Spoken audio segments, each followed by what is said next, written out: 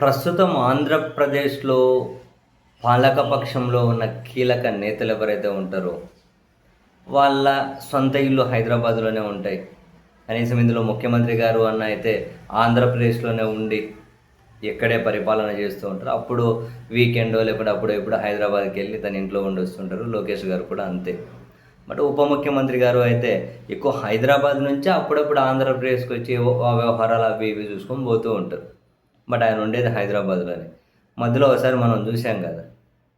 తిరుపతి జిల్లాకే ఈరోజు, రేపు 2 రోజులు పర్యటనలుంటే, ఈరోజు ప్రత్యేక హెలికాప్టర్ ఏసుకొని వచ్చి, మళ్ళీ సాయంత్రానికి ప్రత్యేక హెలికాప్టర్‌లో హైదరాబాద్ పోయి, మళ్ళీ రేపు పొద్దున్నే హైదరాబాద్ నుంచి ప్రత్యేక హెలికాప్టర్‌లో వచ్చి, మళ్ళీ ప్రత్యేక హెలికాప్టర్‌లో వెళ్ళిపోయే పరిస్థితి. అంటే ఒకరోజు కూడా ఇక్కడ ఉండడానికి ఆయన అప్పుడు ఇష్టపడలేదు. ఎందుకో తెలియదు గానీ. ఉప ముఖ్యమంత్రి అయితే ఇంక హైదరాబాద్ నుంచి ఇక్కడికొచ్చి ఏమన్నా కార్యక్రమాలు చూసుకొని పోతూ ఉంటారు.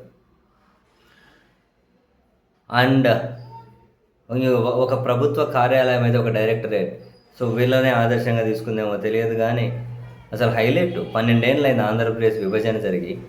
ఆంధ్రప్రదేశ్ సెన్సస్ డైరెక్టరేట్ అంటే జనగణన కార్యాలయం ఏదైతే ఉంటదో, ఆంధ్రప్రదేశ్ జనగణన కార్యాలయం హైదరాబాద్‌లోనే ఉందంట అది. అసలు ఆశ్చర్యం ఇది. నేను ఆంధ్రప్రదేశ్‌లో ఉందేమో అనుకుంటున్నాను. లేదు హైదరాబాద్‌లోనే ఉందట. దానికోసం ఒక డైరెక్టర్ ఐఏఎస్ ఆఫీసర్ ఉంటారు. కార్యాలయం దానికి ఒక ఐఏఎస్ ఆఫీసర్ ఉంటారు. ఐఏఎస్ ఆఫీసర్ కూడా హైదరాబాద్ నుంచే కార్యకలాపాలు సాగిస్తూ ఉంటారట. అసలు అది ఆంధ్రప్రదేశ్‌కి రానే రాలేదట. హైదరాబాద్ నుంచే. అసలు ఏమంటారు ఏ రాష్ట్రంలో ఆ రాష్ట్రం జనగణన జరుగుతూ ఉంటే సెన్సస్ డైరెక్టరేట్ ఆ రాష్ట్రంలోనే ఉంటది. ఒక ఆంధ్రప్రదేశ్‌లో మాత్రమే ఆంధ్రప్రదేశ్ డైరెక్టరేట్ తెలంగాణలో ఉందట హైదరాబాద్‌లో. అక్కడి నుంచి పనిచేస్తున్నారు. అయితే ఇప్పుడు జనగణన కార్యక్రమం జరుగుతుంది గదా!